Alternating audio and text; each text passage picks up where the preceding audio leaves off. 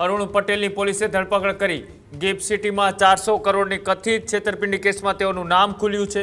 Gift સિટીની office બંધ થતા કૌભાંડની આશંકા વધુ ગાઢ બની। ટેરાબાઇટ સ્પેસમાં રોકાણના નામે રોકાણકારોને બનાવ્યા હતા શિકાર। વિદેશ પ્રવાસ અને આકર્ષક કમિશનની ઓફરથી રોકાણકારોને આકર્ષ્યા હતા। ડેટા સ્ટોરેજ ક્ષમતા વગર મોટી કંપની હોવાનો પણ દાવો છે તે કરાયો અને સમગ્ર કૌભાંડ करोड़ों रुपयाનું હોવાની આશંકા છે તે પણ અત્યારે હાલ વ્યક્ત કરવામાં આવી રહી છે। चीटिंग, फोर्जरी, जीपीआईडी और बर्ड्स एक्ट के अंतर्गत गुना दाखिल किया है। इसमें 2 अक्यूज की धरपकड़ किया है, एक सचिन पटेल और दूसरा अरुण पटेल का धरपकड़ किया है। ये शूट स्पेस एक पॉन्जी स्कीम है, एमएलएम स्कीम है। इसी लालच में आके बहुत सारे पब्लिक इसमें पैसा इन्वेस्ट किया। अभी जो फरियादी है इसमें 13 फरियादी है, कुल मिला के 5 करोड़ के आसपास रकम है।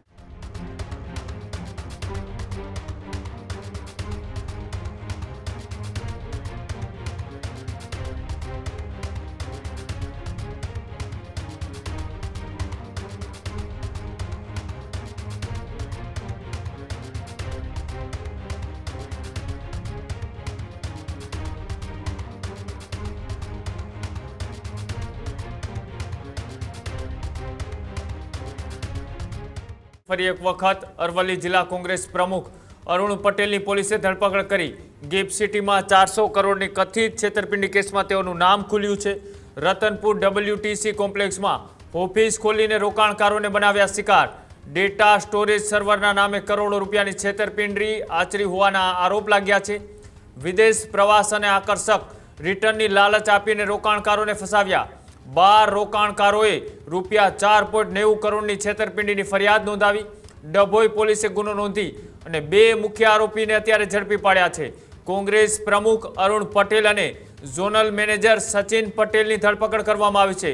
ક્લાઉડીજી અને ડિજિટલ પ્રાઇવેટ લિમિટેડ મારફતે છેતરપિંડી આચરાઈ હોવાના પણ આક્ષેપ। કંપનીના ડાયરેક્ટર તરીકે અરુણ પટેલની ભૂમિકા તપાસના કેન્દ્રમાં છે।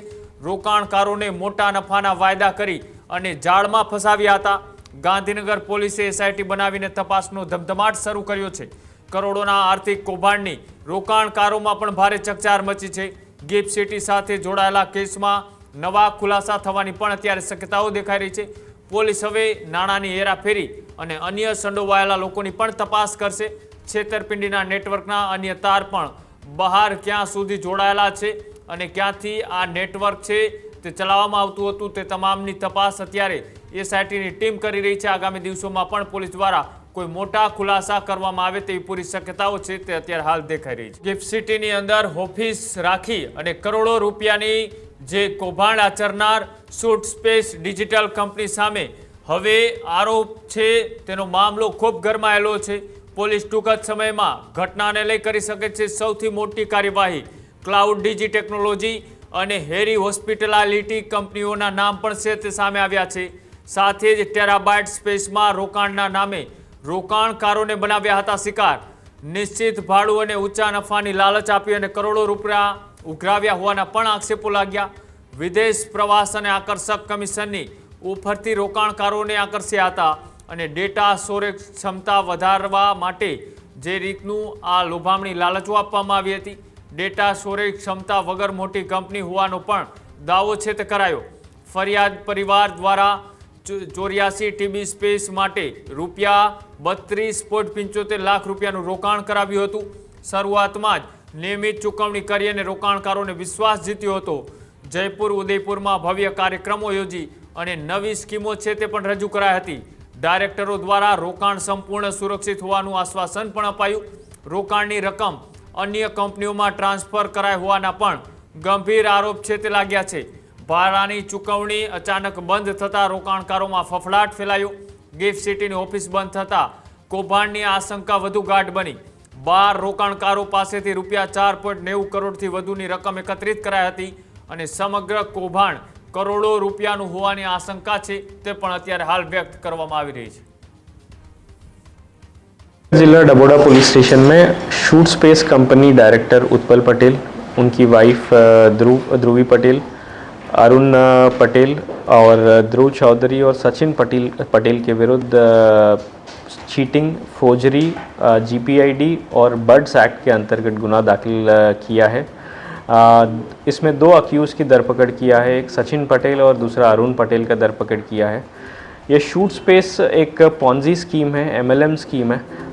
इसमें अलग अलग इन्होंने स्कीम्स बाहर निकाला, जैसे फॉर एग्जांपल एक टीबी डाटा पब्लिक को ये बेचते थे अराउंड 33,000 प्लस GST।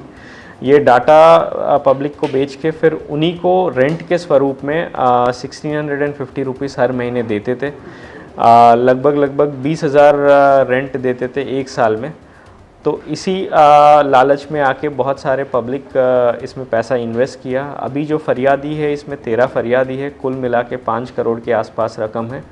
इसमें और ज़्यादा पब्लिक के साथ फ्रॉड होने का शक्यता है। कुल मिला के अराउंड 100 करोड़ के आसपास ये फ्रॉड होने का शक्यता है और 5,000 के करीब इन्वेस्टर्स होने का शक्यता है।